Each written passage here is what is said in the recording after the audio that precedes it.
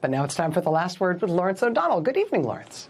Good evening, Rachel. I have to say it was so great to see Jacob Soboroff tonight, where they are counting votes in Los Angeles. And there's so many fascinating points about what he was showing us, including the glass walls. All the walls are glass.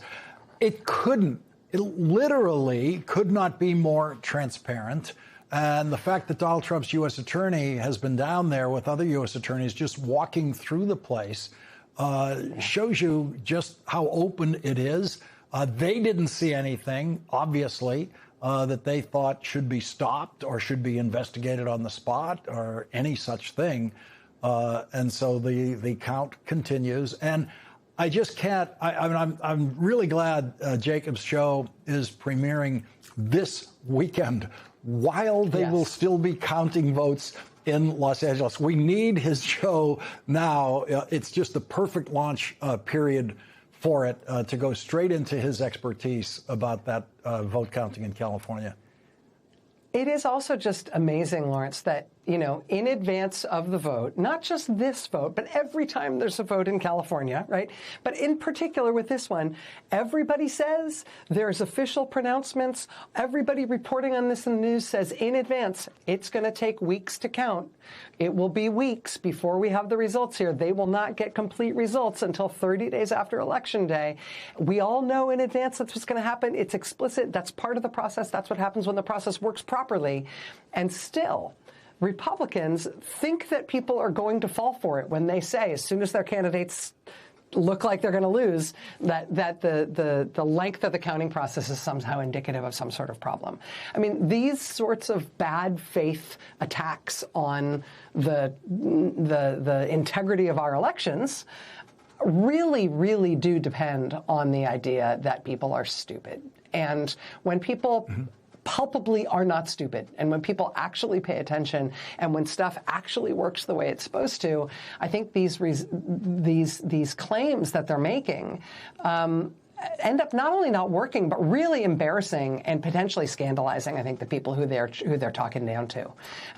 So, I mean, we'll see how this goes. We'll see if they're able to actually scare people about these results. But you know, we'll see what happens tomorrow with their Republican candidate in the governor's race.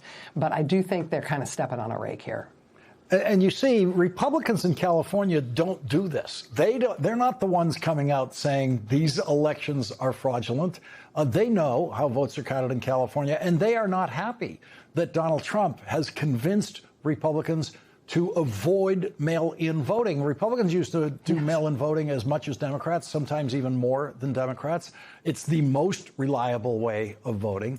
You never know. Something could happen. You can get a flat tire on Election Day on the way to the polling place. And so mail-in voting is the most reliable way. And Donald Trump has been campaigning against it. So no one is surprised, including Californians who know more Republicans vote on Election Day. Democrats do most of their voting through the mail. Therefore, when you're counting the mail-in ballots, which is what they're counting now, Democrats are going to do very well at that end of the count. That's exactly right. And I think even more broadly than that, I think everybody knows Trump will claim any election that he loses or that a Republican loses is a rigged election. And everybody knows that. Even people who don't pay attention to politics know that. And so I sort of feel like he's kind of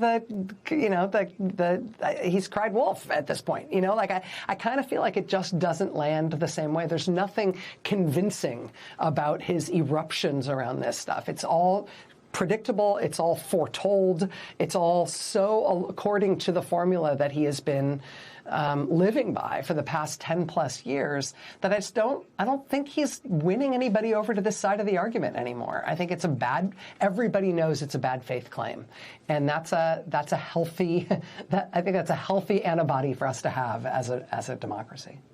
Rachel, thanks for starting us off this hour, and your vocal rest begins now. Thank you very much. Thanks, Rachel.